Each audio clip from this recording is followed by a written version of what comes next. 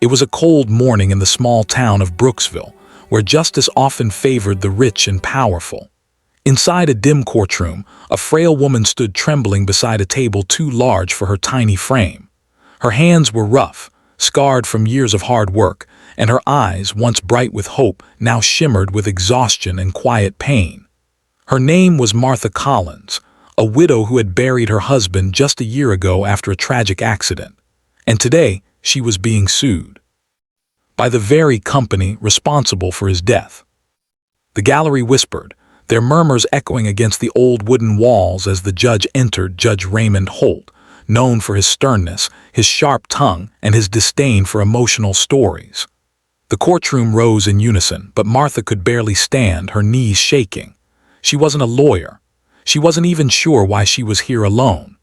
Her husband, Daniel, had been crushed under a faulty construction crane owned by Weston Industrial, but the company had claimed he was at fault. They wanted money, repayment for the damage to their equipment. And so, the poor widow stood there, trying to defend herself in a place that had already decided she didn't matter. Before we continue this emotional story, make sure to hit that like button, leave your thoughts in the comments, and subscribe to Kindness Universe for more powerful true stories that restore your faith in humanity. Martha's voice quivered as she tried to read from a crumpled paper. "Your Honor," she began softly, "my husband Daniel, he didn't make a mistake. That crane, it wasn't safe. He told his supervisor it was rusting, that the bolts—" "Mrs. Collins," the judge interrupted with a wave of his hand, leaning back with a faint smirk, "do you have any proof of this, or is this just another sad story?"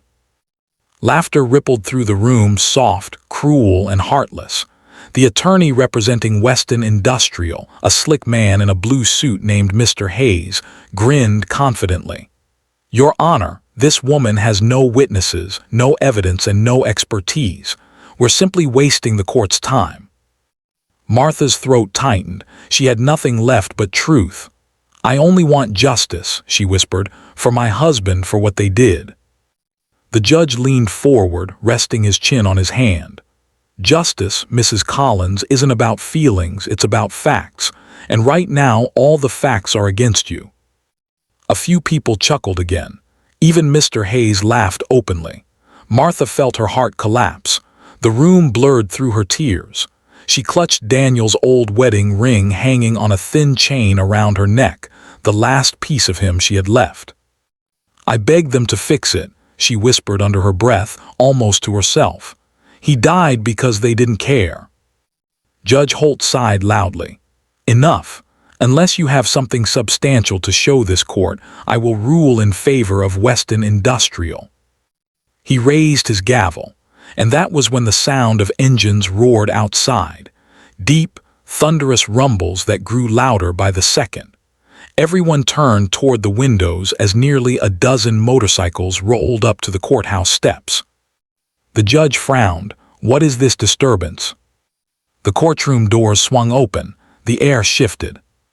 A group of bikers, leather jackets, steel boots, and weathered faces marched in, their presence commanding and fierce. At the front of them walked a tall man with gray streaks in his beard, eyes burning with quiet fury. He carried a folder in one hand, a helmet in the other. The crowd gasped as they recognized the emblem on their jackets, the Iron Brotherhood, a local biker club known not for trouble, but for helping struggling families and veterans. "Your Honor," the man said, his deep voice echoing through the chamber, "we're here for Martha Collins." Martha's eyes widened. She didn't know any of them. She looked confused, even frightened. The man turned to her and gave a small nod. "Daniel Collins was one of ours," he said.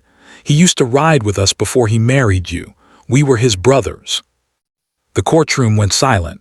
Even Judge Holt paused mid-motion. The biker continued, stepping forward. "When Daniel died, we didn't know the truth. The company buried everything, but one of our guys used to work there. We found the maintenance reports. The crane was listed as unsafe, but Weston signed off on it anyway." He handed the folder to the judge. "Those are copies. You'll see the dates, the signatures, and how they tried to erase them." The judge's smugness vanished. He looked through the papers, his eyes narrowing. Mr. Hayes shifted uncomfortably. The entire courtroom buzzed with whispers. "Where did you get these?" the judge asked. "From one of their own engineers," the biker said, his tone calm but sharp. "He couldn't live with the guilt. He gave us everything." The judge flipped through the pages, the evidence undeniable. A silence fell so heavy that even the ticking clock on the wall sounded like thunder. Then the biker added, "Daniel didn't die because of negligence on his part. He died trying to stop that crane from falling on two of his coworkers. He saved their lives, and this company had the nerve to sue his widow for damages." The courtroom erupted in outrage. Martha couldn't breathe. Her knees buckled as she covered her mouth, tears streaming down her face. The man beside her, the biker leader, gently placed his hand on her shoulder. "You don't have to fight alone anymore, ma'am," he whispered. "Daniel was our brother. We take care of our own." Judge Holt slammed his gavel. Order, order in the court. But his tone had changed. The arrogance was gone, replaced by something more human, guilt, perhaps even shame. He cleared his throat and looked at Martha with newfound respect. "Mrs. Collins," he said softly, "on behalf of this court, I want to apologize for the way this case was handled. The evidence clearly shows Weston Industrial's liability. This court hereby dismisses all claims against you and orders Weston Industrial to compensate you for wrongful death and emotional damages." Gasps filled the room. Mr. Hayes tried to object, but the judge cut him off sharply. "Not another word, counselor. I will not tolerate corruption or cruelty in this courtroom." The gavel came down, bang. Justice had been served.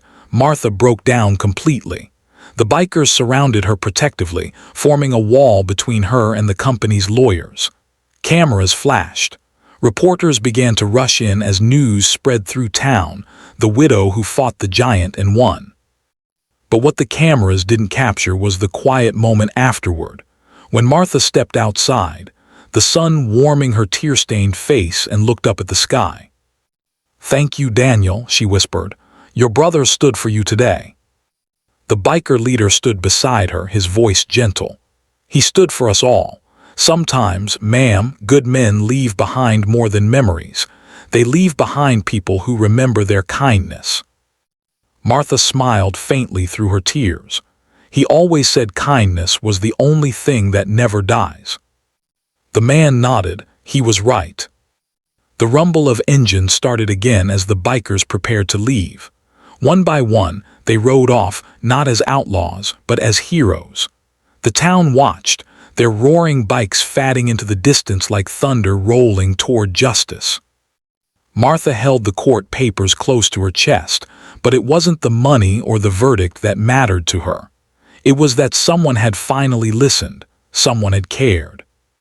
And for the first time in a long time, she didn't feel alone anymore. Before you go, if this story touched your heart, don't forget to like this video, share it with someone who believes in kindness, and subscribe to Kindness Universe. Every view, every comment, every share helps us keep spreading true stories of hope and humanity. That day, a widow taught a town and even a proud judge a lesson they would never forget. Justice isn't just about law, it's about compassion. And compassion, when united, can change everything. Because sometimes, it only takes a few brave hearts and the roar of a few engines to make the whole world stop and listen.